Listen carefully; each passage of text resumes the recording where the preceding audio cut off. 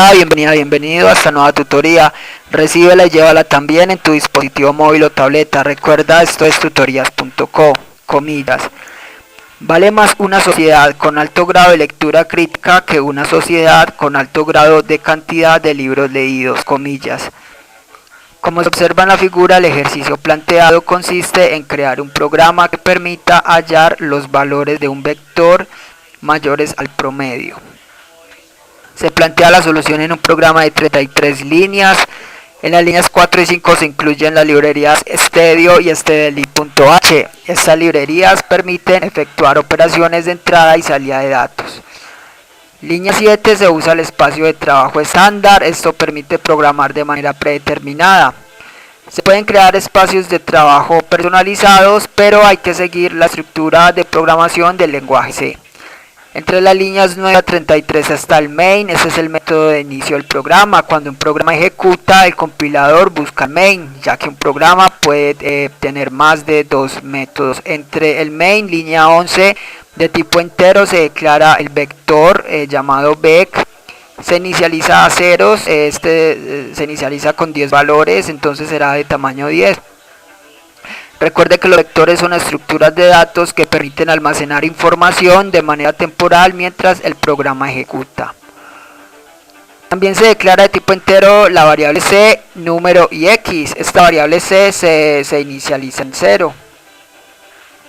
Esta variable c no tendrá utilidad en este programa. Sin embargo, recuerde que las variables tipo contador se deben inicializar a 0. Línea 12 se declaran de tipo flotante las variables suma y la variable media. Esta variable suma sí entonces acumulará los datos del vector. Entonces vamos a recorrer este vector para llenarle datos. Primero hay que tener en cuenta lo siguiente. Es que un promedio es la suma de datos sobre el número de datos. El ejercicio pide hallar los valores del vector que sean mayores al promedio. Entonces, directamente, así se tenga el vector con los datos, no se puede resolver esto, porque primero hay que hallar el promedio. Es decir, es necesario primero recorrer todo el vector y hallar el promedio. Y luego habrá entonces que recorrerlo nuevamente para preguntar por cada posición cuál es mayor al promedio del mismo vector. Eso sería muy diferente si el programa pide simplemente hallar los datos del vector que sean mayores a un valor x. En ese caso, en un solo recorrido se puede resolver ese problema. Pero aquí están preguntando por un promedio que se desconoce.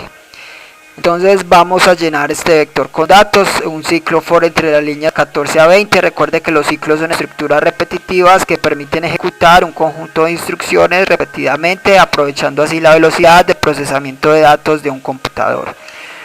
Ciclo for, variable controladora x que va de 0 hasta x menor que 10. Este ciclo permitirá recorrer el vector. Línea 16, printf es un método que permite mostrar información por consola para que se visualice a través de la pantalla. Se escribe printf, paréntesis, entre comillas dobles, el texto a mostrar. Se puede mostrar texto o variables. Las variables van al final separadas por coma, el texto va entre comillas dobles. Aquí estamos mostrando, por favor, ingresar un número. Línea 17, scanf, este método permite obtener los datos de entrada, los datos del teclado. Este método recibe dos argumentos. El primero, entre comillas dobles, hace referencia a la nomenclatura del valor que se va a recibir. Vamos a recibir un dato de tipo entero, usamos porcentaje de. El segundo argumento hace referencia al nombre de la variable que va a recibir la información, en este caso la variable número. Se debe anteponer el símbolo de ampersand. Entonces número recibirá el entero que el usuario ingrese por teclado. Línea 18, el acumulador suma, entonces acumula este número.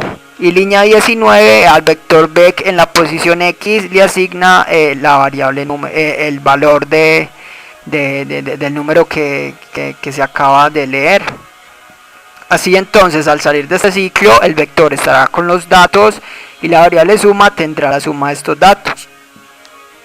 Como el promedio es la suma del dato sobre el número de datos, línea 22, la media o promedio va a ser igual a esta suma sobre x. Entonces, acá recuerde que esa x cuando salga del ciclo, x valdrá entonces 10.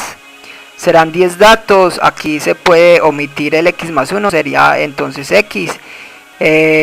Y recuerde que como se saben pues que son 10 datos, se pudo ahorrar usar un contador, ya que se saben cuántos datos son.